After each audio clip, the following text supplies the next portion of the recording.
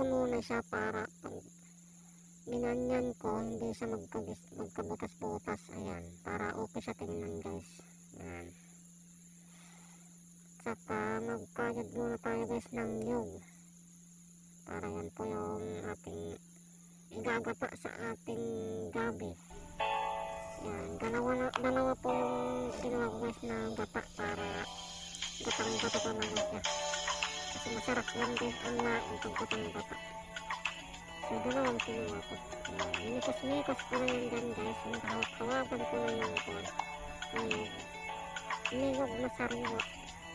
Nagaling pa sa aming mga puno. Fresh na fresh yan guys.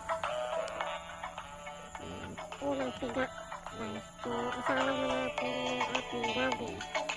Tapos, ilagay natin yung pangatlong tiga guys na nilog. Ang gata para hindi naman tayo pwede magtipid sa nyug kasi napakarami ang nyug dito. Ayan guys, tuyo na siya. Tapos lagyan na natin ng unang tiga. Ayan, yan ang pagluto guys ng laing gatang-gata talaga. Ayan guys,